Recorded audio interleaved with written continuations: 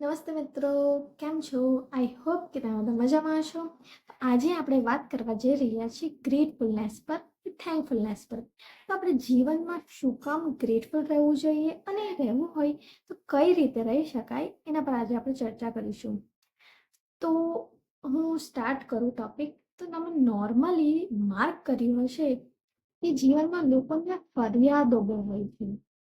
ફરિયાદો, કમ્પ્લેન્સ, નાની હોય કે મોટી, લાંબા સમયથી કે ટૂંકા સમયથી કોઈ પણ વસ્તુ, વ્યક્તિ, પરિસ્થિતિને લઈને ફરિયાદો બહુ હોય છે. હવે એ ફરિયાદો એટલી બધી વધી જાય છે ને કે એનું લેવલ જ એક અપ થઈ જાય છે. એક એક્ઝામ્પલ સાથે આપણે એને સમજીએ તો માનો કે તમારા ઘરમાં કોઈ પ્રસંગ હોય, કોઈ ઓકેઝન હોય અને તમને કોઈ ગિફ્ટ આપે. બરાબર, કોઈક તમને ગિફ્ટ આપે. હવે એ ગિફ્ટ તમે જોયું પણ તમને ના ગમ્યું. હવે એ વ્યક્તિ જેમને તમને ગિફ્ટ આપેલું એ પાછો મળે અને તમને એ જે ગિફ્ટ વિશે તમે ના ગમ્યું એના પર તમે ફરિયાદ કરો, અઢળક ફરિયાદો કરો એને, જેમ કે એની ક્વોલિટી સારી નથી, એની જગ્યાએ તમને કંઈક બીજું કંઈ જોઈતું હતું, કે એનો કલર તમને નથી ગમતો, વગેરે વગેરે. હવે આટલી બધી તમે એને ફરિયાદો કરી હોય, લાંબુ લિસ્ટ આપીને કે મને આ ગિફ્ટ જરાય નહીં ગમ્યું ને એની આટલી ફરિયાદો, તો તમે પોઝ લઈને વિચારો કે શું એ વ્યક્તિ તમને બીજી વાર ગિફ્ટ આપશે? વિચારી જુઓ. નહીં આપે, તમને આન્સર ખબર જ છે. તો આ સેમ વસ્તુ આપણે જીવન લાઈફ સાથે પણ અપ્લાય થાય છે અને યુનિવર્સ પણ આવી જ રીતે કાર્ય કરે છે. એટલે જે સમજદાર હશે એ અત્યાર સુધીમાં તો સમજી ગયા હશે અને આગળ પણ હું આની પર એક્સપ્લેન કરીશ, ડોન્ટ વરી. તો લાઈફમાં ફરિયાદોનું પ્રમાણ જ્યારે વધી જાય ને ત્યારે આપણી લાઈફ જે છે ગિફ્ટ રૂપે મળેલી હોય તો એ પણ એમાં જે બીજું મળતું હોય બેનિફિટ એ મળવાનું બંધ થઈ જાય છે. આઈ નો કે તમારા બધાની લાઈફમાં કંઈક પ્રોબ્લેમ ચાલી રહી હોય છે, નાની હોય કે મોટી, લાંબા સમયથી હોય કે ટૂંકા સમયથી, ને પ્રોબ્લેમ્સ ચાલી રહી હોય એની આપણે ફરિયાદો હોય છે. હવે એમ જોવા જઈએ તો એ આપણી પ્રોબ્લેમ છે ને એકચ્યુઅલીમાં એ આપણી સોલ જે હોય, આત્મા હોય, એના લેસન્સ હોય છે જે આપણે લાઈફ ટાઈમમાં લર્ન કરવાના હોય છે. કાં તો એ આપણા કાર્મિક અકાઉન્ટ હોઈ શકે, જે આપણે આ જન્મ કે પૂર્વજન્મના જે કર્મો હોય, કર્યા હોય, એના કારણે આપણે સફળ થતા હોઈએ છીએ. પણ આ બધાની વચ્ચે પણ સારી વાત એ છે કે તમે ગ્રેટિટ્યૂડ રાખી શકો છો, તમે આભાર વ્યક્ત કરી શકો છો. હવે તમે કહેશો કે એ કેવી રીતે? તો એમાં જોવા જઈએ તો એ કેવી રીતે કે તમે લાઈફમાં, જીવનમાં જે ધાર્યું, વિચાર્યું, ઈચ્છ્યું એ પ્રમાણે કોઈ વ્યક્તિ, વસ્તુ કે પરિસ્થિતિનું સર્જન ના થયું. તમે જે જીવનમાં ધાર્યું, વિચાર્યું, ઈચ્છ્યું એ પ્રમાણે કોઈ વ્યક્તિ, વસ્તુ કે પરિસ્થિતિનું સર્જન ના થયું, પણ બીજી બાજુ એવું ઘણું બધું છે જે તમને માંગ્યા વગર જ મળી ગયું છે. જે તમને માંગ્યા વગર જ મળી ગયું છે, મને, તમને, આપણે બધાને. તો એવું તો શું હોઈ શકે? તમે એમ કહેશો એવું તો શું હોઈ શકે? તો એમાં એવું હોય કે પહેલી વાત કહું તો પહેલો ટોપિક જ આપણે જે ભોજન લઈએ છીએ, આપણું ફૂડ એ આપણા માટે, જો તમને 3 ટાઈમ જમવાનું મળતું હોય તો તમારા માટે બ્લેસિંગ્સ છે. તમને રહેવા માટે પાકું ઘર મળતું હોય, પીવા માટે ચોખ્ખું પાણી મળતું હોય તો એ બ્લેસિંગ્સ છે. હવે તમે કહેશો કે એમાં શું, એટલે બધું નોર્મલ જ છે ને, તો બધા પાસે હોય છે, એમાં કંઈ મોટી વાત નથી. તો ના, એવું નથી હોતું.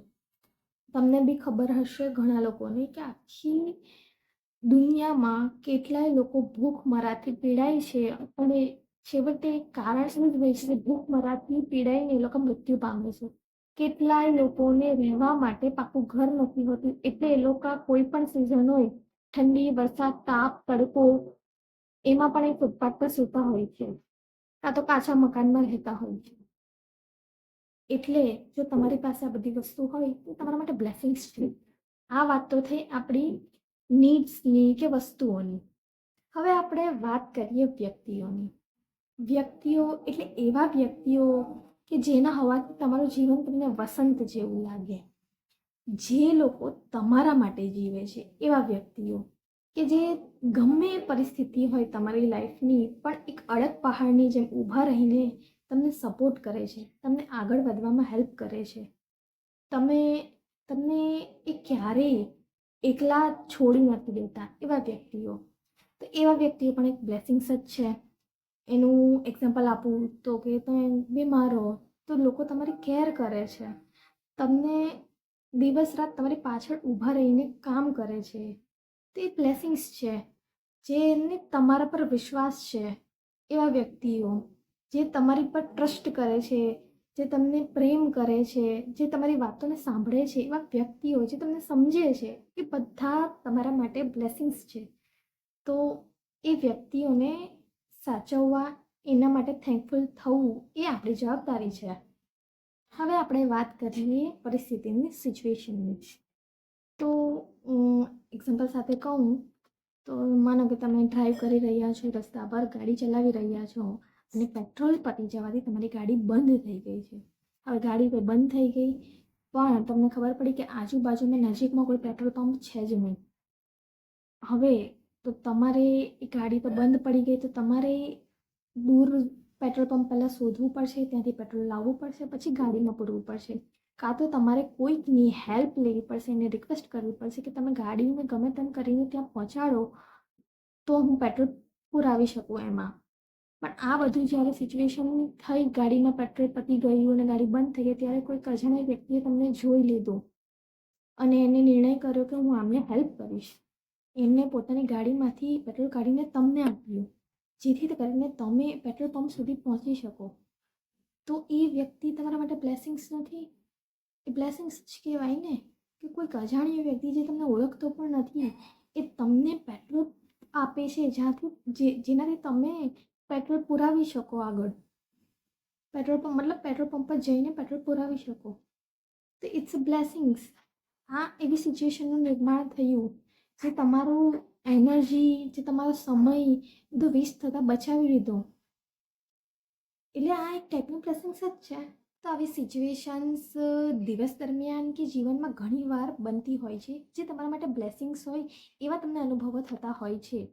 તો એના માટે તમે શું કરી શકો કે તમારે એક ડાયરી રાખવાની છે, જેમાં તમારે રાત્રે સૂતા પહેલાં કે સવારે ઉઠીને ગ્રેટિટ્યૂડ નોટ્સ લખવાની. રોજ સવારે ઉઠીને કે રાત્રે સૂતા પહેલાં એ લખવાનું.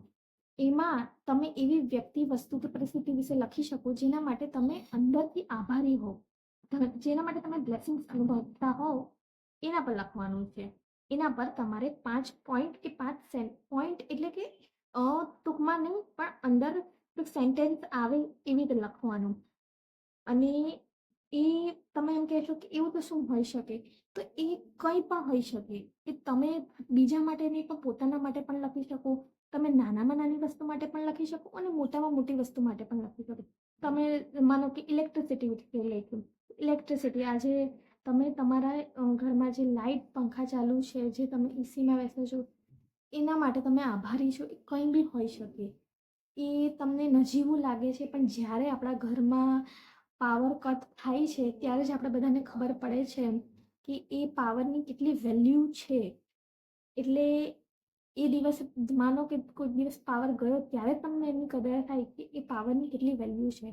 તમે કોઈના વિશે પણ લખી શકો. તમે તમારા પેરેન્ટ્સ વિશે ગ્રેટફુલ છો, વડીલો એના સંતાન માટે લખી શકે. પછી તમે તમારા કપડાં માટે, તમે કોઈકને યાદ કરતા હતા કે થોડાક ટાઈમથી, તો એનો અચાનક તમને કોલ આવી ગયો, તો એના માટે તમે ગ્રેટફુલ હોઈ શકો. તમને ક્યારેક તમે બહાર નીકળ્યા અને રસ્તામાં તમને કે હોટલમાં ગમે ત્યાં ગયા, કોઈ પણ ફંક્શનમાં ગયા, તમારા જૂના મિત્રો તમને મળી ગયા, તમે એની સાથે વાત કરી, તમને સારું લાગ્યું, તે તમારા માટે બ્લેસિંગ્સ છે. એવું કંઈ પણ હોઈ શકે જેના માટે તમે આભારી છો, એ તમારે લખવાનું છે એનામાં. તો આ ગ્રેટફુલ રહેવાની, આભાર વ્યક્ત કરવાની જીવનમાં એક ઇઝીએસ્ટ ટ્રીક છે, જે ઇઝી છે એકદમ. તમને વધુમાં વધુ આના પ્રત્યે 5થી લઈને 10 મિનિટ લાગશે, એનાથી વધારે નહીં લાગે. આની આગળ તમે જોવા જઈએ તો ઘણી બધી આમાં અફર્મેશન્સ પણ આવે છે ને બીજી ઘણી બધી પ્રેક્ટિસ છે. પણ જો તમારે તમારી એક ગ્રેટિટ્યૂડની જર્ની સ્ટાર્ટ કરવી હોય તો તમારે ઇઝીએસ્ટ વસ્તુ કે ગ્રેટિટ્યૂડ નોટ્સ રોજ લખવાની એ કરી શકો છો. અને તમે કહેશો કે રોજ લખવાથી શું થશે?